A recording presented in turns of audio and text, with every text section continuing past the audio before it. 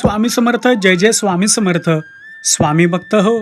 एका केलेल्या सर्वेनुसार जवळजवळ 60 ते 70% लोक नियमित मांसाहार करतात.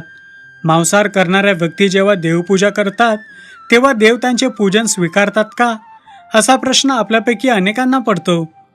तर मित्रांनो, याविषयी आपले धर्मग्रंथ स्कंदपुराण आणि भगवद्गीतेमध्ये संपूर्ण वर्णन आलेले आहे. स्कंदपुराणातील काशी खंडातील 3ऱ्या अध्यायामध्ये मांसाहारी व्यक्तीचा धिक्कार देखील केलेला आहे. त्यात असे वर्णन आहे की मांसाहार करणाऱ्या व्यक्तीला मृत्यूलोकात कधीच कोणते सुख मिळत नाही. सोबतच स्कंदपुराणात एका प्रसंगाचे वर्णन केले आहे, ज्यामध्ये असे सांगितले आहे की ज्यावेळी देवी देवतांनी काशीमध्ये प्रवेश केला तेव्हा त्यांनी बघितले की वाघ आणि बाकी मांसाहारी प्राणी गवत आणि चारा खात आहेत.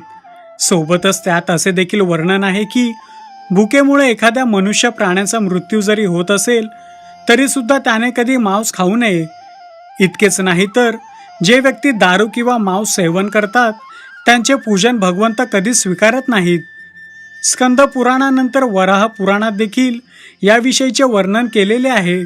श्रीहरी विष्णूंच्या वराह अवतारामध्ये पृथ्वी मातेने त्यांना याविषयी प्रश्न केला होता. त्यावेळी ते म्हणतात की जे व्यक्ती मांसाहार करतात मी त्यांच्या पूजनाचा स्वीकार कधीच करत नाही. मी अशा लोकांना माझे भक्त देखील मानत नाही.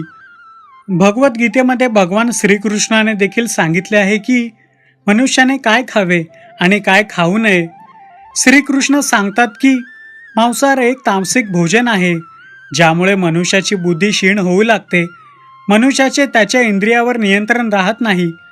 त्यानंतर मनुष्याची इच्छा नसताना देखील कितीतरी प्रकारची वाईट कृत्य तो मनुष्य करू लागतो आणि पापाचा वाटेकरी बनू लागतो. अशा व्यक्तीने माझे पूजन आणि नामस्मरण केले तरी मी त्यांच्या हाकेला धावून जात नाही. भगवान कृष्ण असे देखील म्हणतात की मांसाहारी भोजन हे राक्षसासाठी आहे, मनुष्य प्राणी याच्या सेवनासाठी योग्यच नाही. भगवद्गीतेत भगवान श्रीकृष्णांनी आहाराचे 3 वर्ग पाडलेले आहेत. त्यामध्ये सात्विक आहार, राजसिक आहार आणि तामसिक आहार असे प्रकार आहेत. त्यानुसार सात्विक अन्न आयुष्य वाढवणारे, मनाला शुद्ध करणारे, तसेच बुद्धी, आरोग्य व तृप्तता मिळवून देणारे असते. हिंदू धर्मामध्ये मांसाहार करणे योग्य आहे की अयोग्य याविषयी अनेकांच्या मनात संभ्रम आहे. यामागे कारण असे की आपल्या धर्मग्रंथामध्ये जे काही सांगितले आहे ते सर्वांनाच माहिती आहे असे नाही. काही व्यक्तींचे असे मत आहे की वेदांमध्ये मांसाहाराला खूप महत्त्व आहे, परंतु हे खरे नाही.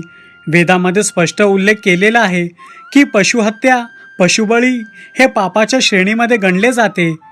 यजुर्वेदामध्ये देखील असा उल्लेख येतो की मनुष्याने सृष्टीतील भगवंतांनी जी रचना केलेली आहे त्या रचनेला आपल्या आत्मसन्मानाने मानावे. म्हणजे जसे आपण स्वतःचे हित पाहतो तसेच इतरांचे देखील हित पाहावे. अर्थवेदामध्ये देखील म्हटले आहे की मनुष्याने तांदूळ, डाळ, फळे इत्यादी वस्तूंचा खाद्यपदार्थ म्हणून वापर करावा. हाच आहार मनुष्यासाठी सर्वात उत्तम आहार आहे.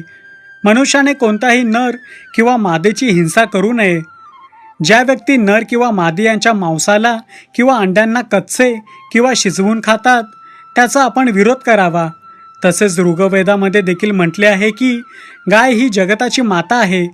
गायीचे रक्षण करणे ही आपल्या सगळ्यांची जबाबदारी आहे. मनुष्याने आपल्याप्रमाणे सर्व प्राणीमात्रांचे रक्षण करायलाच हवे. मित्रांनो, गरुड पुराणानुसार नेहमी शाकाहारी भोजन करावे, म्हणजे मृत्यूनंतर देखील आपल्याला भगवंताची साथ प्राप्त होते.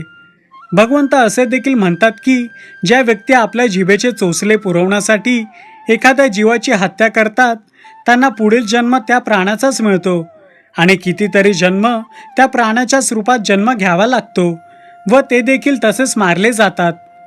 मित्रांनो, भगवंत आणि भगवंताच्या भक्तीवर तुमचा विश्वास असेल तर मांसाहार करणे बंद करा. तसेही मांसाहाराला वैज्ञानिक दृष्टिकोनामधून चुकीचे मानले गेले आहे. मांसाहार मनुष्याला कितीतरी रोगांनी पीडित करतो आणि शरीराला हानी देखील पोहोचवतो. श्री स्वामी समर्थ.